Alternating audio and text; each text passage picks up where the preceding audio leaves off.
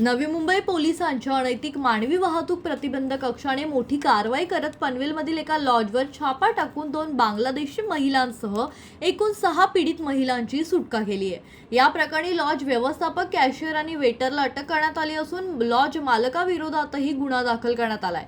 Navi Mumbai police आयुक्त मिलिंद भारंबे यांच्या मार्गदर्शनाखाली अनैतिक मानवी वाहतूक प्रतिबंधक कक्षाने पनवेलमधील hotel Rahul park, family restaurant, garden bar आणि लॉजिंग अँड बोर्डिंग येथे छापा टाकला। गुप्त माहितीच्या आधारे बनावट ग्राहक पाठवून सापळा रचण्यात आला होता। सांकेतिक इशारा मिळताच पोलिसांनी लॉजवर धाड टाकली। या कारवाईत 2 बांगलादेशी महिलांसह एकूण 6 पीडित महिलांची सुटका करण्यात आली आहे। चौकशीत महिलांकडून वेश्या व्यवसाय करून घेत असल्याचं निष्पन्न झाल्याचा पोलिसांचा दावा आहे। या प्रकरणी लॉज व्यवस्थापक गामा नंदू सोनकर, कॅशियर दीपू उमेश यादव आणि वेटर प्रियांशु रविदास यादव यांना अटक करण्यात आली आहे। तर लॉज मालक रमेश शर्मा यांच्या विरोधातही गुन्हा दाखल करण्यात आला असून त्याचा शोध सुरू आहे।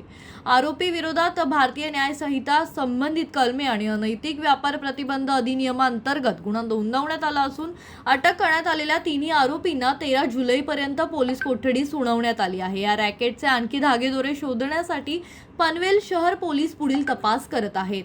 अमोल कांबळे, जनशक्ती, नवी मुंबई।